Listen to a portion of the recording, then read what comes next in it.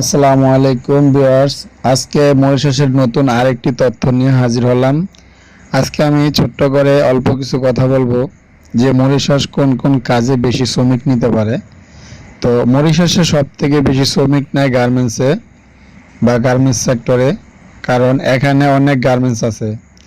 এখানে মনে করেন 200-300 বা 1 থেকে 150 জন শ্রমিক নেয় বা নিবে নিয়োগ বাজারে। মরিশাসের শ্রম বাজারের অন্যতম সেক্টর হলো এই গার্মেন্টস সেক্টর বা টেক্সটাইলগুলো। দ্বিতীয়ত হলো বেকারি শ্রমিক নিবে, যেহেতু এটা খাবারের জায়গা বা খাবারের জিনিস তৈরি হয় এই ক্ষেত্রে, তাই এখানে সব সময় শ্রমিকের দরকার হয়। মরিশানরা একটু খুব কষ্টের কাম বেশি একটা করতে পারে না, এরা সব সময় নর্মাল কাজ, বেশি ভারী কাজ এরা করতে পারে না বা করা পছন্দ করে না, বেশিক্ষণ কাজ করতে পারে না। তাই আমাদের বাংলাদেশি শ্রমিকদের তারা অনেক ভালোবাসে এবং তাদের উপর নির্ভরশীল। তবে বেকারিতে একবারে 200-300 বা 100 লোক নেয় না, পুরো মরিশাস জুড়ে হয়তো 7 থেকে 1000 লোক নিতে পারে বেকারিতে।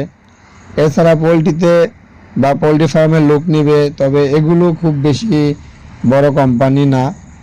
আর এই বড় কোম্পানি না হওয়ায় হয়তো 40 বা 50 জন লোক নিতে পারে। তো গ্রিন হাউসগুলো তো হয়তো পুরো দেশ মিলিয়ে 400-500 লোক নিতে পারে। বিল্ডিং বা কনেকশনের চাহিদা আছে, তাতে খুব আহামারি না। তবে বর্তমানে যেহেতু মরিশাস ভিসা খুলছে, যেখানে কর্মখালি রয়েছে সেখানে দ্রুতই লোক নিবে আশা করা যায়। নতুন বছর থেকে সবাই পুরোদমে ওয়ার্ক পারমিট পাবে। তো যারা নতুন যাবেন বা মরিশাসে আসবেন ভাবতেছেন, সেখানে ভাষাগত কিছু সমস্যা থাকতে পারে। তো সবাই একটু হিন্দি জানলে মোটামুটি চলতে পারবেন, আর এখানে ইংলিশ বা ফ্রান্সের ভাষাটাই বেশিরভাগ চলে। তো আপনার সব কিছুতেই ইংরেজি ভাষাটাই এখানে ওনারা লেখালেখি বা ওনাদের ভাষার ব্যবহার ইংলিশে আপনি যদি জানেন তাহলে তো কোনো সমস্যা নাই।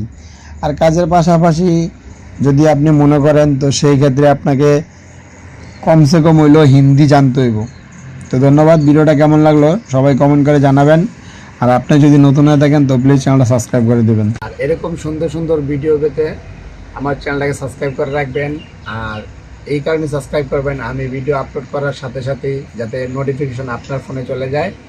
তো মরিশাসের সকল বিষয় তথ্য আপনি সবার আগে জানতে পারবেন। ধন্যবাদ। আসসালামু আলাইকুম।